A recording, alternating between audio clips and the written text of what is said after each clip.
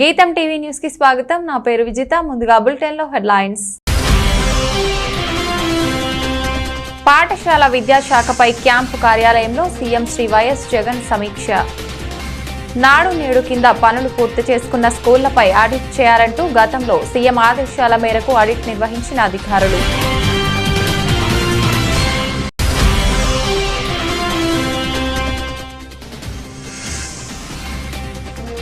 రెండవ రోజుకు చేరుకున్న బండి సంజయ్ ప్రజా సంగ్రామ యాత్ర। చంద్రగిరి నగర్ నుంచి ప్రారంభమైన బండి సంజయ్ పాదయాత్ర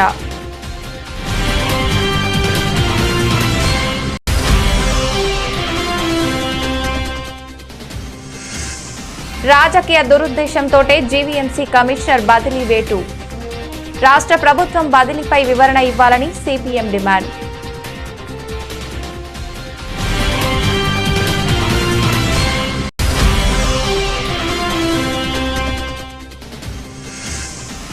అర్హులైన ప్రతి ఒక్కరికి ప్రభుత్వ సంక్షేమ పథకాలు అందించడమే తమ ప్రభుత్వ లక్ష్యం। గడప గడపకు మన ప్రభుత్వం కార్యక్రమంలో తెలిపిన ఎమ్మెల్యే రమణమూర్తిరాజు।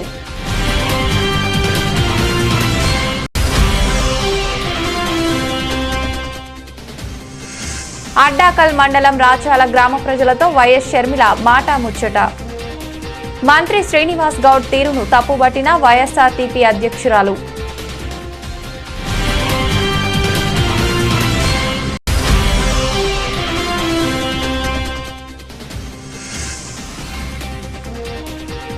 జాన్ విక్ అంటున్నారు అభిమానులు। మహేష్ బాబు లుక్ ను వైరల్ చేస్తున్న అభిమానులు।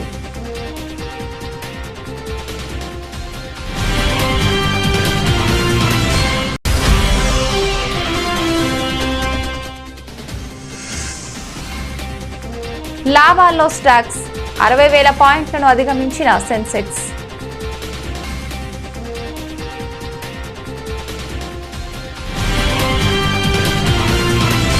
పాఠశాల విద్యాశాఖపై క్యాంపు కార్యాలయంలో సీఎం వైఎస్ జగన్ సమీక్ష సమావేశం నిర్వహించారు।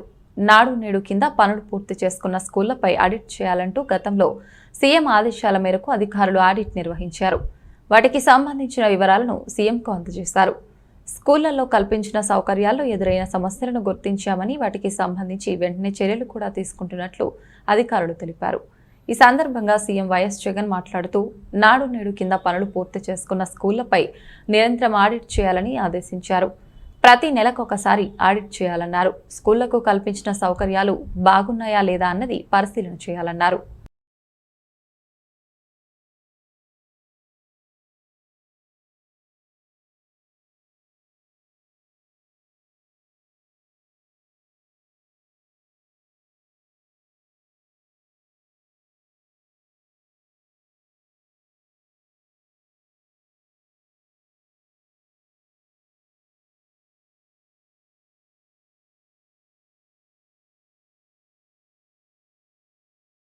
నేటితో రెండవ రోజుకు చేరుకున్న బండి సంజయ్ ప్రజా సంగ్రామ యాత్ర।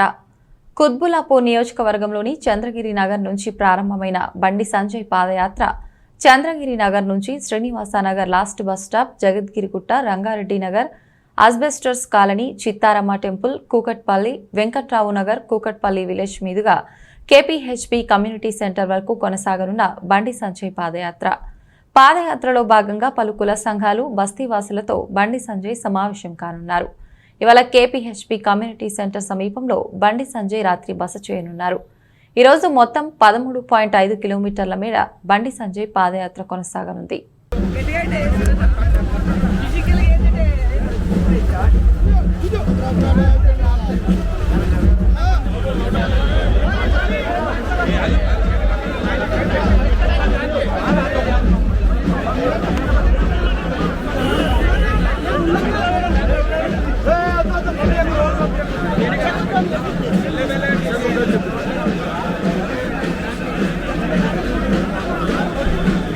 అడ్డాకల్ మండలం రాచాల గ్రామ ప్రజలతో వైఎస్ షర్మిల మాటా ముచ్చట నిర్వహించారు।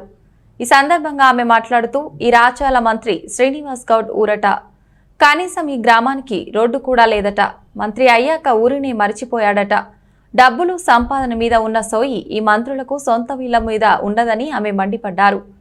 ఈ మంత్రికి అసలు రాచాల గ్రామమే అంటే ఇష్టం లేదట, గట్లుంటది ఈ మంత్రుల తీరని ఆమె దుయ్యబట్టారు. ఈ పాలమూరుపై వైఎస్ఆర్కి ఉన్న ప్రేమ ఎవరికీ లేదు. వలసల జిల్లా అని ప్రాజెక్టులు కట్టించి నీళ్లు తెచ్చారు. పాలమూరును శస్యశ్యామలం చేశారు. వ్యవసాయం వైఎస్ఆర్ హయాంలో పండుగ. నిరుద్యోగుల కోసం ఎన్నో నోటిఫికేషన్లు వేశారు. ఇప్పుడు 8 ఏళ్లుగా సీఎం నోటిఫికేషన్లు ఇవ్వటం లేదు. ఈ జిల్లా మంత్రి అంటున్నాడు హమాలి పని చేసుకోవాలి అంట. ఈయన మంత్రి పదవి దర్జాగా అనుభవించవచ్చు, నిరుద్యోగులు మాత్రం హమాలి పని చేసుకోవాలా అని ప్రశ్నించారు. మీ ఓట్ల కోసమే వస్తున్నాడు. అసలు ఎలక్షన్లు లేకపోతే కేసీఆర్ ఎప్పుడైనా కనిపిస్తున్నాడా? ఏం చేస్తున్నాడు? ఇప్పుడు రాజ్యాలు వెళ్తాడట, ఢిల్లీకి పోయాడు, లేకపోతే కర్ణాటక పోయాడు, ఇంకో చోటికి పోయాడు. అమ్మకు అన్నం పెట్టాడు కానీ పిన్నమ్మకు బంగారు గాజులు చేయిస్తానన్నాడట ఒకడు. మన రాష్ట్రంలో రైతులు చచ్చిపోతున్నారు, నిరుద్యోగులు చచ్చిపోతున్నారు. ఇక్కడ ఆదుకోమంటే ముఖ్యమంత్రిగా ఇక్కడ ఆదుకునేది లేదు కానీ దేశాలు వెళ్తాడట ఇప్పుడు కేసీఆర్ సార్. ఎవరు పిలిచారు ఈయనని? బంగారం లాంటి రాష్ట్రాన్ని నాశనం చేశాడు, ఇప్పుడు దేశాన్ని కూడా నాశనం చేస్తాడట. ఈ దరిద్రం మనకు సరిపోలేదని ఇప్పుడు దేశం మీద పడ్డాడు సారు. ఎవరు అడిగారు? ఇంట గెలిచి కదా రచ్చ గెలవమన్నారు. బాగుందా తెలంగాణ? ప్రజలు బాగున్నారా? రైతులు బాగున్నారా? ఆలోచన చేయండి. కేసీఆర్ ఎప్పుడు వచ్చినా ఓట్ల కోసమే వస్తున్నాడు. ఎలక్షన్లు అప్పుడు వస్తున్నాడు, మంచి మంచి మాటలు చెప్తున్నాడు, గాడి దగ్గర రంగు పూస్తున్నాడు, ఇదే ఆవు అని నమ్మిస్తున్నాడు. మనమంతా నమ్ముతున్నాం, ఓట్లు వేస్తున్నాం, ఓట్లు వేయించుకొని ఆయన వెళ్ళిపోతున్నాడు. పెద్ద పెద్ద ఫార్మ్ హౌస్లలో మళ్ళీ హాయిగా బతుకుతున్నారు వాళ్ళు. మళ్ళీ తిరిగైనా చూస్తున్నాడా కేసీఆర్ సారు? ఏరు దాటేంత వరకే ఓడమల్లన్న, ఏరు దాటినాక బోడమల్లన్న బోడిగుండు.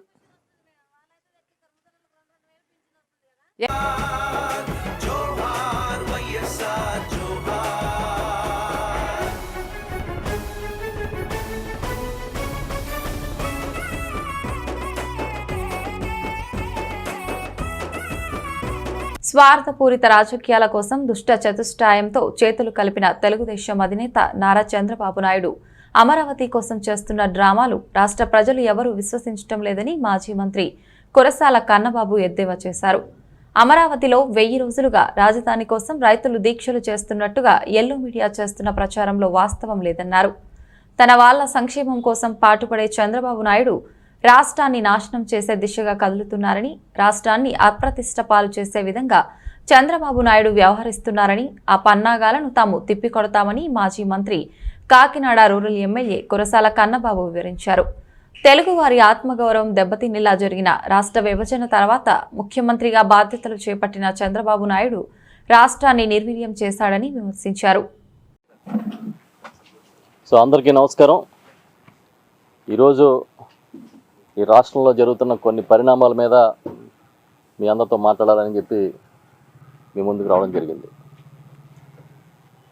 మీకు తెలుసు, ప్రతి రాష్ట్రానికి కొన్ని అదృష్టాలు, కొన్ని దురదృష్టాలు ఉంటాయి. ఈ రాష్ట్ర ప్రజల దురదృష్టం ఏంటంటే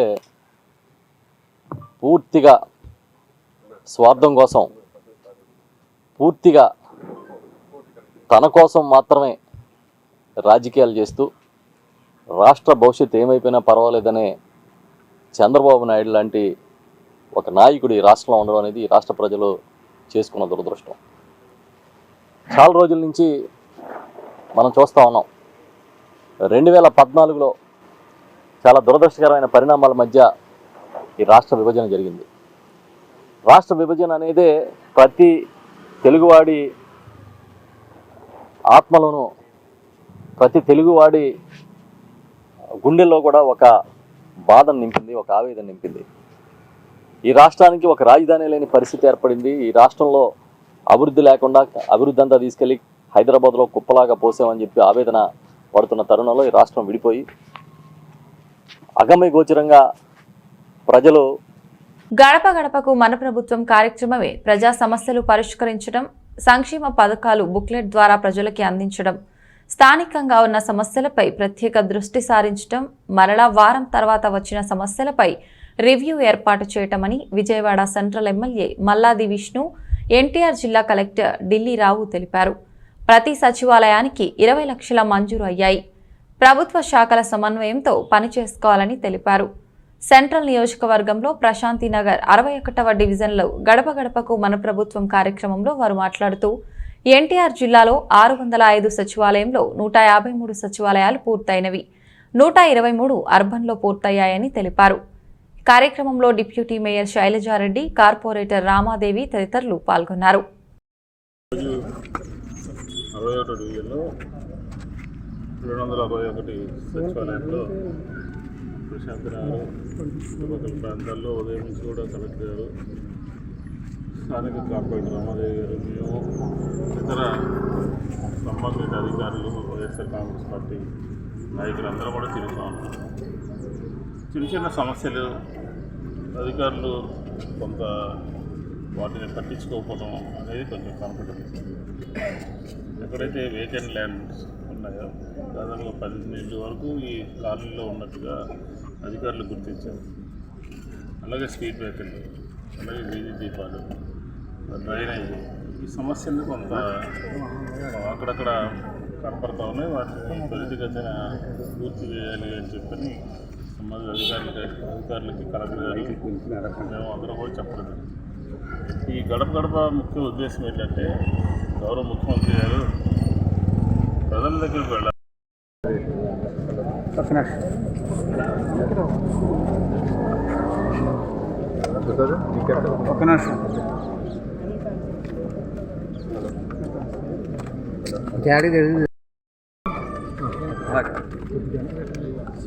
ఈరోజు గడప గడపకు మన ప్రభుత్వంలో భాగంగా సెంట్రల్ నియోజకవర్గంలో 61వ డివిజన్కి రావడం జరిగింది. ప్రశాంత్ నగర్కి గౌరవ MLA and planning board vice chairman అయినటువంటి మల్లాది విష్ణు గారికి, స్థానిక కార్పొరేటరు, ఇతర అధికారులు అందరం కూడా అనేటువంటిది సుమారుగా 1 గంట అనేటువంటి ఇంటింటికి అనేటువంటి వెళ్ళి చూడడం జరిగింది. వాళ్ళకి వచ్చినటువంటి లబ్ధి ఏదైతే ఉందో ఆ లబ్ధిని ఆ ప్రింట్ రూపంలో ఇచ్చినటువంటి ఆ బుక్లెట్ అనేటువంటి ఇస్తూ ఉంటే చాలామందికి నిజం చెప్పాలంటే వచ్చిన బెనిఫిట్స్ అనేది మర్చిపోతున్నారు. ఇదిగో మీకు ఈ విధంగా బెనిఫిట్ వస్తుంది అనుకున్నంటే అది చాలా ఉపయోగంగా ఉంది. ఆ ప్రింట్ అనేటువంటిది మీకు వచ్చినట్టు లబ్ధి ఇది అనుకొని చెప్పేసి అది చాలా వరకు మేజర్ గ్రివెన్సెస్ అయితే ఇక్కడ ఏమీ రాలేదు. కొంతమంది ఎలా అనుకోనంటే పెన్షన్స్ అనేటువంటి ఆగిపోయినాయి. సో వాళ్ళకి ఇన్కమ్ ట్యాక్స్ రిలేటెడ్గా కొన్ని ఇష్యూస్ ఉన్నాయి. తర్వాత వెహికల్కి సంబంధించిన కొన్ని ఇష్యూస్ ఉన్నాయి. అర్హులైన ప్రతి ఒక్కరికి ప్రభుత్వం సంక్షేమ పథకాలు అందించడమే తమ ప్రభుత్వం లక్ష్యమని యలమంచిలి ఎమ్మెల్యే రమణమూర్తిరాజు అన్నారు. రాష్ట్ర ప్రభుత్వం అత్యంత ప్రతిష్టాత్మకంగా చేపట్టిన గడప గడపకు మన ప్రభుత్వం కార్యక్రమం అచ్యుతాపురం మండలం కొండకర్ల ప్రాంతాలలో ఎమ్మెల్యే రమణమూర్తిరాజు ఆధ్వర్యంలో జరిగింది. ఈ సందర్భంగా రమణమూర్తిరాజు గ్రామంలో పర్యటించి ప్రజల సమస్యలను అడిగి తెలుసుకున్నారు. అనంతరం మీడియాతో మాట్లాడుతూ అర్హులైన అందరికీ తమ ప్రభుత్వం అందిస్తున్న సంక్షేమ పథకాలు చేరువ చేసేందుకే ఈ కార్యక్రమం చేపట్టామన్నారు. అన్ని పథకాలు ప్రజలు సద్వినియోగం చేసుకుంటున్నారని తెలిపారు. అక్కడక్కడ వారి వ్యక్తిగత సమస్య వలన పథకాలు మంజూరు కాలేదని వాటిని పునఃపరిశీలన చేసి మంజూరు చేయాలని అధికారులకు సూచించామన్నారు. కార్యక్రమంలో స్థానిక అధికారులు, వైసీపీ నాయకులు పాల్గొన్నారు.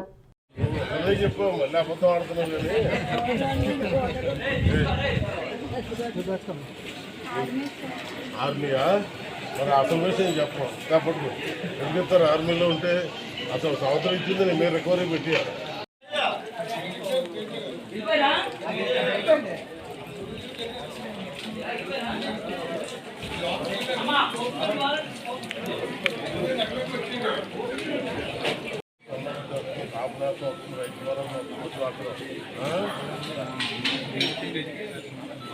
పడుతుంది కొద్ది రాసి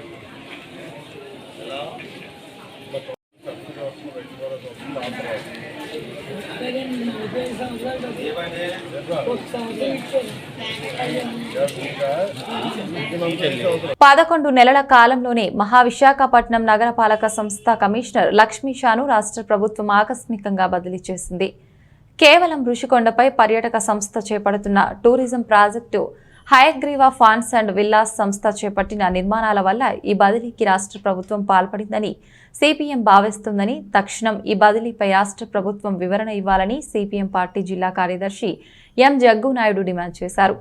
మంగళవారం ఉదయం సిపిఎం జిల్లా కార్యాలయంలో ఏర్పాటు చేసిన మీడియా సమావేశంలో ఆయన మాట్లాడుతూ, గత కొంతకాలంగా రుషికొండలో రాష్ట్ర ప్రభుత్వం పర్యాటక సంస్థ పేర చేపట్టిన నిర్మాణాలు తీవ్ర వివాదాస్పదంగా కొనసాగుతున్నాయి. గ్రీన్ ట్రిబ్యునల్, రాష్ట్ర హైకోర్టులలో ఈ కేసు పెండింగ్లో ఉంది. నిబంధనలను ఉల్లంఘించి జీవీఎంసీ కమిషనర్ మీద ప్లాన్ ఆమోదం కొరకు తీవ్ర ఒత్తిడి తీసుకొచ్చింది. 2 సార్లు కమిషనర్ ఈ ప్లాన్ను ఆమోదించకుండా తిరస్కరించారు. ప్రభుత్వం తీవ్ర ఒత్తిడితో గత 4 రోజుల క్రితం ప్లాన్కు కమిషనర్ ఆమోదం తెలిపారు. దీనికి పరిహారంగా రాష్ట్ర ప్రభుత్వం కమిషనర్ను బదిలీ చేశారని అన్నారు. కమిషనర్గా ఉన్న లక్ష్మీ షాని రాష్ట్ర ముఖ్యమంత్రి జగన్మోహన్ రెడ్డి గారు ఆకస్మికంగా బదిలీ చేశారు. ఆయన కమిషనర్గా చేపట్టి 11 నెలలే పూర్తవుతూ ఉన్నది. ఈ విశాఖ నగరంలో వైసీపీ అక్రమాలని సక్రమాలు చేసుకోవడంలో మున్సిపల్ కమిషనర్ కొన్ని అభ్యంతరాలు ఆటంకాలు పెట్టడం వల్ల దాంతో గంగవెల్లినటువంటి వైసీపీ అగ్ర నాయకత్వం ఆగమేఘాల మీద మున్సిపల్ కమిషనర్ని బదిలీ చేశారు. ఈ బదిలీని సిపిఎం పార్టీ తీవ్రంగా ఖండిస్తూ ఉన్నది. ముఖ్యంగా ఋషికొండ ప్రాజెక్టు, ఈ ఋషికొండ ప్రాజెక్ట్ అనేటువంటిది పూర్తిగా వివాదాస్పదంగా మారింది. రాష్ట్ర రాజధాని అక్కడ పెడతారనేది కొద్దిసేపు, అలాగే టూరిజం ప్రాజెక్ట్ పేరు మీద ఇప్పుడు అనుమతులు తీసుకుంటున్నారు. ఈ అనుమతులు కూడా సక్రమంగా లేవు. దాంతో మున్సిపల్ కమిషనర్ గారు రాష్ట్ర ప్రభుత్వం పెట్టినటువంటి ప్లాన్ని ఆమోదించకుండా 2 సార్లు తిరస్కరించారు. 3వసారి మొన్న 4 రోజుల క్రితం ఒత్తిడి తీసుకొచ్చి విజయవాడ నుంచి బలవంతంగా ఈ అక్రమ ప్లాన్లు ఆమోదింపు చేసుకున్నారు. రెండోది, గత 3 రోజులుగా ఎడతెరిపి లేకుండా కురుస్తున్న వర్షాలకు మాడుగుల, చోడవరం నియోజకవర్గాల్లోని జలాశయాలు కలకలలాడుతున్నాయి. మాడుగుల నియోజకవర్గ పరిధిలోని దేవరాపల్లిలో ఉన్న వారణ నారాయణమూర్తి జలాశయం, కోనంలోని వేచలపు పాలవెల్లి జలాశయాలు నీటి మట్టం తారాస్థాయికి చేరడంతో ఏ సమయంలో అయినా జలాశయం గేట్లను ఎత్తి నీటిని విడుదల చేస్తామని దిగువ ప్రాంత రైతులు, ప్రజలు అప్రమత్తంగా ఉండాలని అధికారులు తెలియజేస్తున్నారు. మొత్తానికి ఎడతెరిపి లేని వర్షాలతో సామాన్య ప్రజలు ఇబ్బంది పడుతున్నప్పటికీ రైతులు మాత్రం ఈసారి పొలం పనులకు, పంటలకు నీటి కోసం కష్టాలు తప్పాయని తమ సంతోషాన్ని వ్యక్తం చేస్తున్నారు.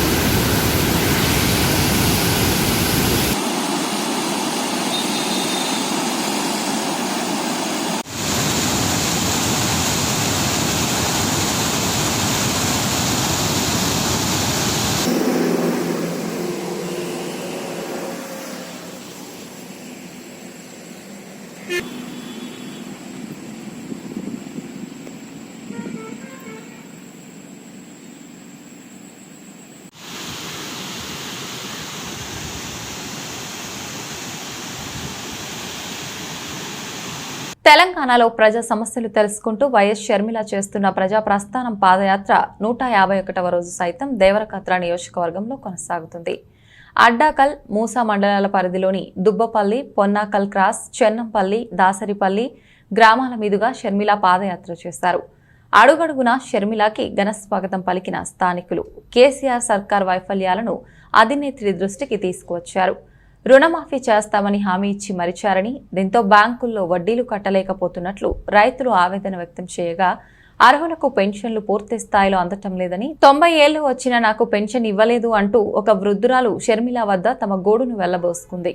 వైఎస్ఆర్ సంక్షేమం కోసమే పార్టీ పెట్టామని, అధికారం ఇస్తే ఇంట్లో ఎంతమంది పెన్షన్ ఉంటే అందరికీ 3000 తక్కువ కాకుండా పెన్షన్ ఇస్తామని, మహిళ పేరు మీద పక్కా ఇల్లు కట్టించడంతో పాటు మహిళను ఆర్థికంగా అభివృద్ధి చేస్తామంటూ వైఎస్ షర్మిల హామీ ఇచ్చారు.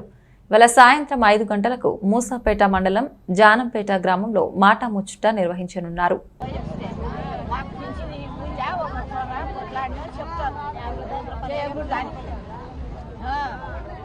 ఇట్లా మాకు పింఛన్ కాదు, అందరికి సోరలకు పింఛన్ ఉంది, పింఛన్ లేదు, ఇస్తలేరు. మరి ఇస్తుంటే ఎవరైనా వద్దారా? ఇస్తలేరు, ఇస్తలేరు, రానియారు, చెప్తారు ముందర పై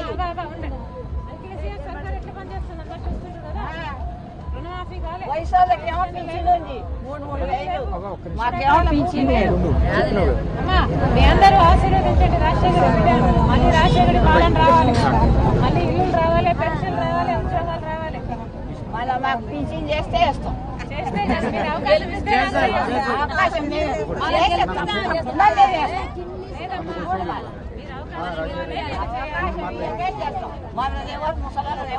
ముసలాళ్ళకి ఇవ్వాలి, సోలాళ్ళకి ముసలాళ్ళని బట్టి ఇస్తే కలుసుకుంటాం సాటుకు.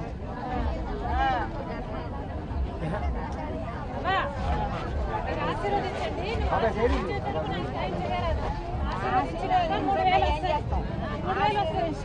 మాకు ఇస్తే అదే కొంచెం సైడ్ ఉంటుంది.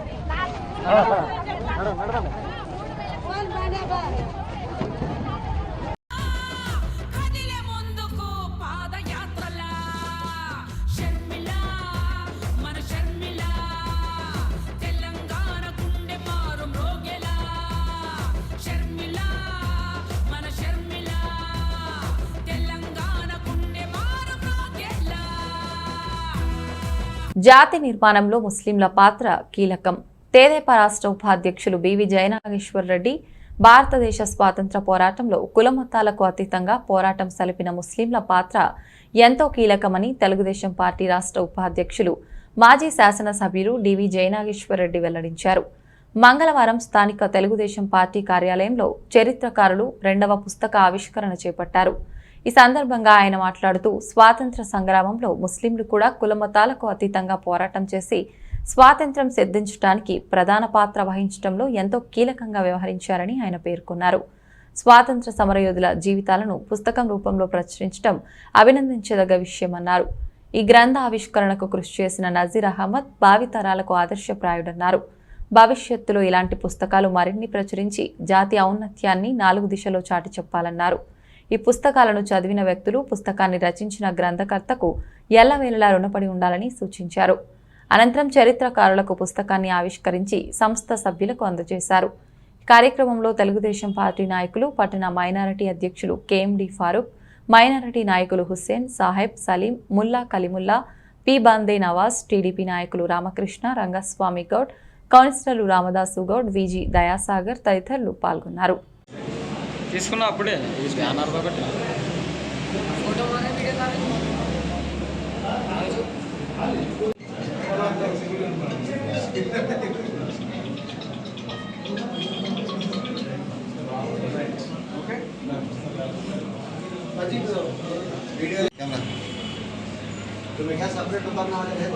नहीं वजह गोल फिराना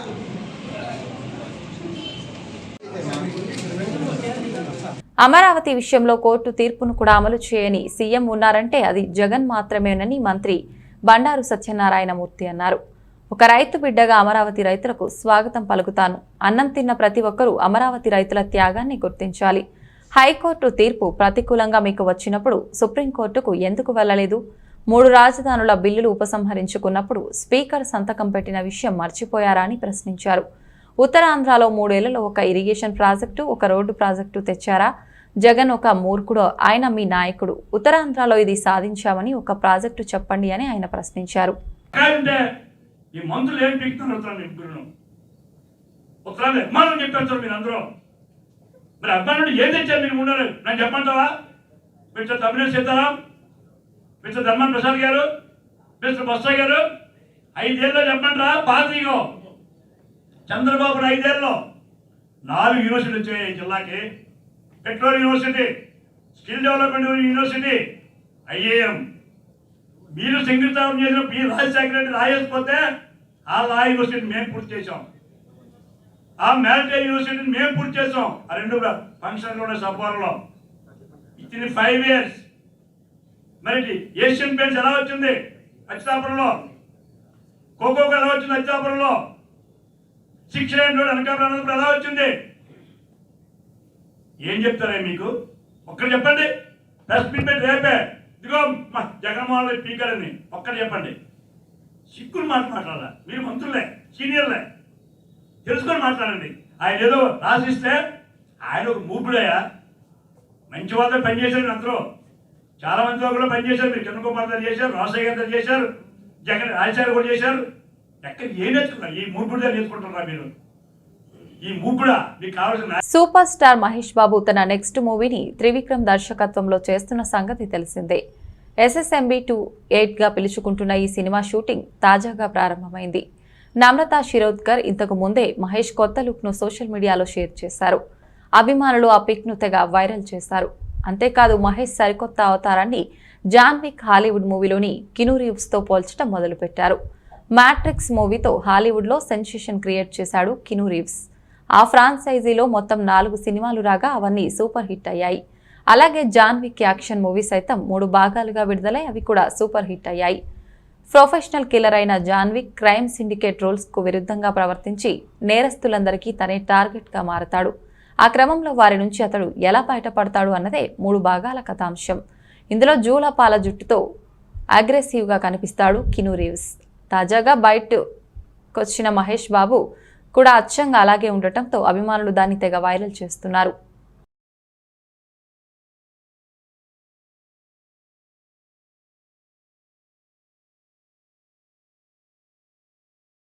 స్టాక్ మార్కెట్ వరుసగా 3వ సెషన్లోనూ లాభాల బాట పట్టింది. సెన్సెక్స్ 321.99 పాయింట్ల లాభంతో మళ్లీ 60,000 పాయింట్లను అధిగమించి 60,115.13 వద్ద ముగిసింది. నిఫ్టీ 103 పాయింట్ల లాభంతో 17,936.35 వద్ద ముగిసింది. సెన్సెక్స్ ఈ స్థాయిలో ముగియటం గత 3 వారాల్లో ఇదే మొదటిసారి. బ్యాంకింగ్, ఎనర్జీ, ఐటీ కంపెనీల షేర్లలో కొనుగోలు ఇందుకు బాగా దోహదం చేశాయి. సెన్సెక్స్లోని 30 కంపెనీల షేర్లలో 21 కంపెనీల షేర్లు, నిఫ్టీ జాబితాలోని 50 కంపెనీల షేర్లలో 36 కంపెనీల షేర్లు సోమవారం లాభాలతో ముగిశాయి.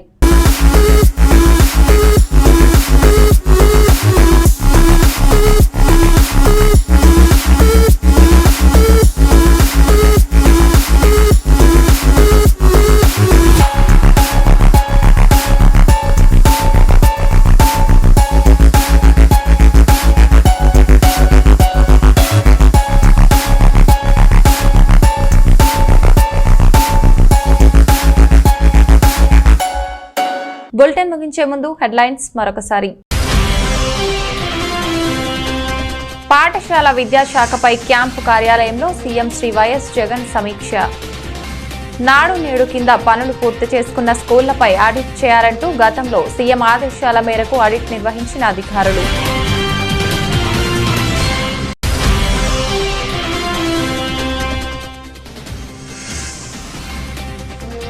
రెండవ రోజుకు చేరుకున్న బండి సంజయ్ ప్రజా సంగ్రామ యాత్ర. చంద్రగిరి నగర్ నుంచి ప్రారంభమైన బండి సంజయ్ పాదయాత్ర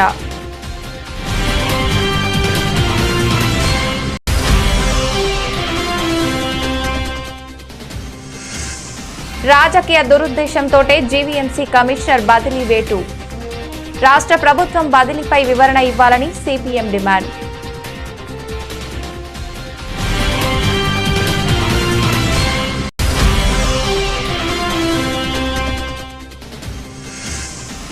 అర్హులైన ప్రతి ఒక్కరికి ప్రభుత్వ సంక్షేమ పథకాలు అందించడమే తమ ప్రభుత్వ లక్ష్యం.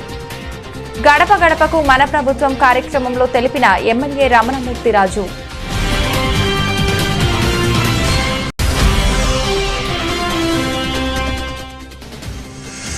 అడ్డాకల్ మండలం రాచాల గ్రామ ప్రజలతో వైఎస్ షర్మిల మాటా ముచ్చట. మంత్రి శ్రీనివాస్ గౌడ్ తీరును తప్పుబట్టిన వైఎస్ఆర్టీపీ అధ్యక్షురాలు.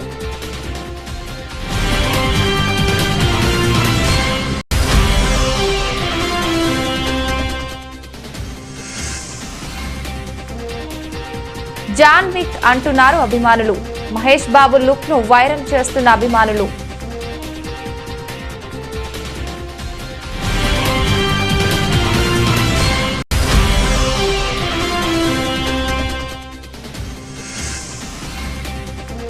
లాభాల్లో స్టాక్స్ 60,000 పాయింట్లను అధిగమించిన సెన్సెక్స్.